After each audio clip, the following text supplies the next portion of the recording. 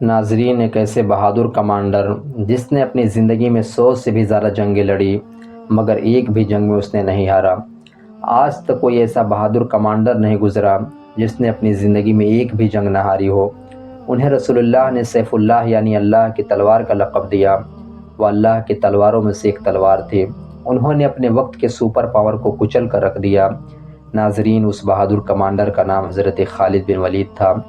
آج کی اس ویڈیو میں ہم بات کریں گے حضرت خالد بن ولید کے بارے میں۔ حضرت خالد بن ولید کا جنم 1992 عیسوی میں مکہ میں ہوا تھا۔ ان کے باپ کا نام ولید بن مغیرہ تھا۔ ولید بن مغیرہ اس سمے کے ایک عزتدار اور طاقتور قبیلے کے چیف تھے۔ حضرت خالد بن ولید کا قبیلہ بنی مخزوم تھا، جو اپنی بہادری اور لڑائی میں مہارت کے لیے جانا جاتا تھا۔ حضرت خالد بن ولید اسلام لانے سے پہلے ایک بہادر اور ویر یودھا تھے۔ انہوں نے اسلام لانے سے پہلے مکہ کے قریش قبیلے کے لیے کئی جنگیں لڑی۔ ان کی بہادری اور جنگی مہارت کا ہر کوئی تعریف کرتا تھا، چاہے وہ اسلام کے ماننے والے ہوں یا اسلام کے ماننے والے نہ ہوں۔ حضرت خالد بن ولید بچپن سے ہی جسم کے اعتبار سے بہت مضبوط اور مانسک روپ سے بھی بہت مضبوط تھے۔ انہوں نے بچپن میں ہی اپنے مہارت سے جنگوں میں قبیلوں کو گائیڈ کرنا شروع کر دیا تھا۔ وہ ایک ایسے بہادر یودھا تھے جو کسی بھی جنگ میں ہار ماننے کے لیے نام نہیں لیتے تھے۔ جب بھی مسلمانوں اور کافروں کے بیچ جنگ ہوا کرتی تھی تو زیادہ تر جنگوں میں کافروں کی طرف سے فوج کا سردار حضرت خالد بن ولید ہوا کرتے تھے، کیونکہ یہ فوج میں سب سے زیادہ جنگ کی مہارت رکھتے تھے۔ ناظرین، جنگ احد میں حضرت خالد بن ولید قریش کے سردار کی حیثیت سے مسلمانوں سے لڑ رہے تھے۔ اس وقت حضور صلی اللہ تعالیٰ علیہ وسلم نے کچھ صحابہ کو احد پہاڑی کے راستے پر یہ کہہ کر کھڑا کر دیا تھا کہ چاہے مسلمان فوج ہار جائے یا جیت جائیں، لیکن تم لوگوں کو اس پہاڑی کے راستے سے نہیں ہٹنا ہے۔ صحابہ کو اس پہاڑی کے راستے پر کھڑا کرنے کی وجہ یہ تھی کہ وہ پہاڑی ایسی جگہ پر تھی کہ مکہ کے کافروں کی فوج اگر چاہتی تو اس پہاڑی کے راستے سے پیچھے سے آ کر مسلم فوج پر اٹیک کر سکتی تھی۔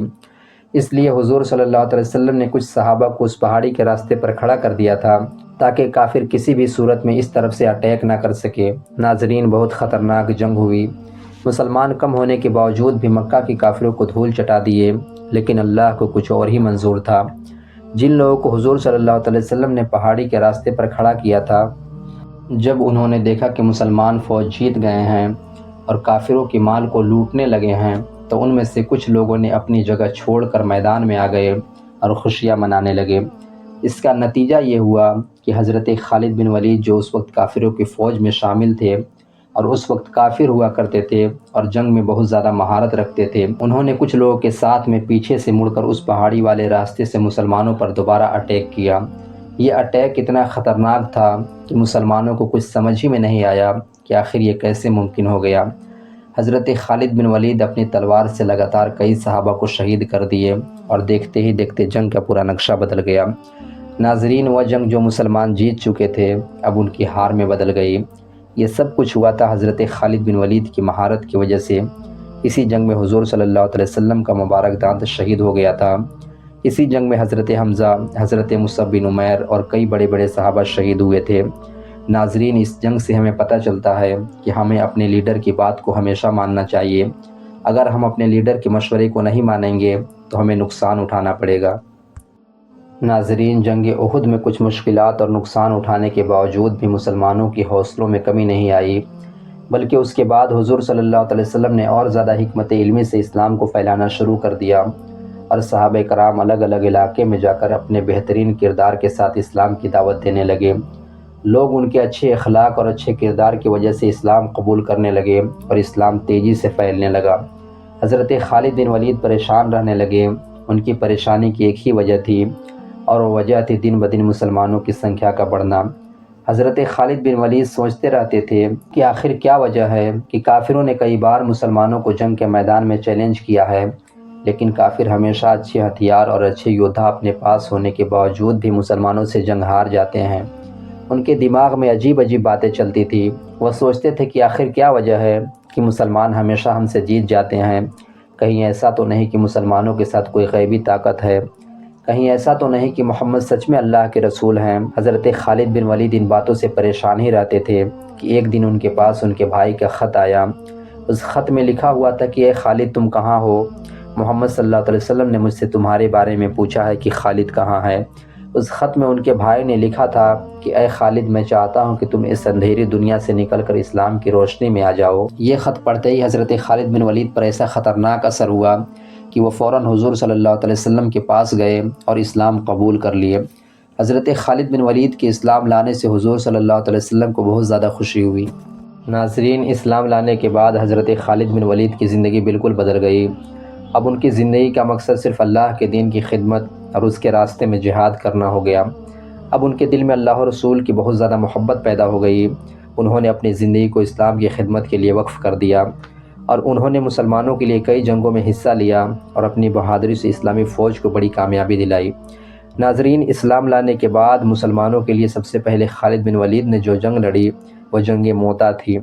یہ جنگ ہونے کی وجہ یہ تھی کہ حضور صلی اللہ تعالیٰ علیہ وسلم نے زید بن حارثہ کو خط دے کر روم کے بادشاہ کے پاس بھیجا تھا، لیکن بدقسمتی سے راستے میں غسان کے راجہ نے زید بن حارثہ کو بہت بری طرح سے شہید کر دیا۔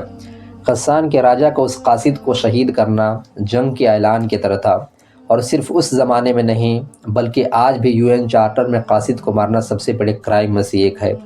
جب حضور صلی اللہ علیہ وسلم کو اس کا پتہ چلا تو حضور صلی اللہ علیہ وسلم نے 3000 کی فوج جمع کی اور روم کے بادشاہ پر اٹیک کرنے کا فیصلہ کیا۔ ناظرین، روم اس وقت کا سپر پاور مانا جاتا تھا، جیسے کہ آج امریکہ اور چائنا ہے، اور اس سے پہلے عربوں نے کبھی روم پر اٹیک نہیں کیا تھا اور روم سے جنگ کرنا بالکل سوسائڈ سمجھا جاتا تھا۔ جب عربوں کو پتہ چلا کہ صرف 3000 کی فوج روم پر اٹیک کرنے والے ہیں تو انہوں نے بہت مذاق اڑایا اور کہا کہ ان میں سے ایک بھی آدمی زندہ بچ کر واپس نہیں آئے گا۔ حضور صلی اللہ علیہ وسلم نے جنگ کا لیڈر حضرت زید بن حارثہ کو بنایا۔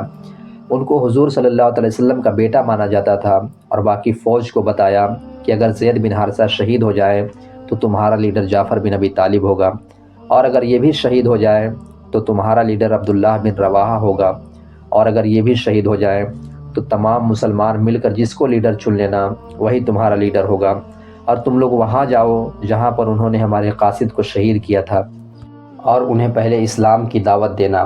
اگر وہ لوگ اسلام قبول نہ کریں صرف تب ان سے لڑائی کرنا، لیکن کسی بچے، بوڑھے یا عورت کو کوئی نقصان مت پہنچانا اور درختوں کو بھی مت کاٹنا۔ زید بن حارثہ 3000 کی فوج لے کر روانہ ہوئے تو راستے میں انہیں پتہ چلا کہ روم والے 1 لاکھ کی فوج لے کر مسلمانوں کی طرف آ رہے ہیں۔ تو مسلمانوں کے ایک گروپ نے کہا کہ ہمیں مدینہ سے کچھ اور فوج منگانا چاہیے، لیکن عبداللہ بن رواحہ نے کہا کہ ہم یا تو جنگ جیتیں گے یا شہید ہو جائیں گے، لیکن ہم جنگ چھوڑ کر جانے والے نہیں۔ تو یہاں مسلمانوں نے ایک زبردست پلان بنایا۔ وہ اس جنگ کو چھوڑ کر جہاں پہلے لڑائی ہونی تھی تھوڑا پیچھے ہٹے اور موتا کے 2 پہاڑوں کے بیچ رکے۔ اس کا فائدہ یہ تھا کہ اگر یہ 2 پہاڑ نہ ہوتے اور مسلمان 1 لاکھ رومیوں پر اٹیک کرتے تو رومی مسلمانوں کو چاروں طرف سے گھیر کر ختم کر سکتے تھے، لیکن ان 2 پہاڑوں کی وجہ سے رومی فوج زیادہ نہ پھیل سکتے تھے اور لڑائی میں ان کے زیادہ نمبر ہونے کا بھی اتنا فائدہ نہ ہوا۔ دونوں فوج نے اٹیک کیا اور لڑائی شروع ہوئی۔ زید بن حارثہ نے فوج کا جھنڈا اٹھایا اور لڑائی کرتے کرتے شہید ہو گئے۔ پھر حضور صلی اللہ تعالیٰ علیہ وسلم کے آرڈر کے مطابق جعفر بن ابی طالب نے جھنڈا اٹھایا اور لڑنے لگے، لیکن جس ہاتھ میں انہوں نے جھنڈا پکڑا تھا وہ ہاتھ کٹ گیا، تو انہوں نے دوسرے ہاتھ سے جھنڈا اٹھایا لیکن دوسرا ہاتھ بھی کٹ گیا اور جعفر بن ابی طالب شہید ہو گئے۔ اب حضور صلی اللہ تعالیٰ علیہ وسلم کے آرڈر کے مطابق عبداللہ بن رواحہ نے جھنڈا اٹھایا اور بہت سخت لڑائی ہوئی اور وہ بھی شہید ہو گئے۔ پھر ایک مسلمان نے جھنڈا اٹھایا اور زور زور سے سب کو کہنے لگا کہ جلدی آپس میں ایک لیڈر بناؤ ورنہ پوری فوج بکھر جائے گی۔ حضرت خالد بن ولید اب تک ایک عام سپاہی کی حیثیت سے لڑ رہے تھے اور لڑتے لڑتے 9 تلواریں توڑ چکے تھے، تو سارے لوگوں نے جنگ کے دوران ہی حضرت خالد بن ولید کو اپنا لیڈر بنایا۔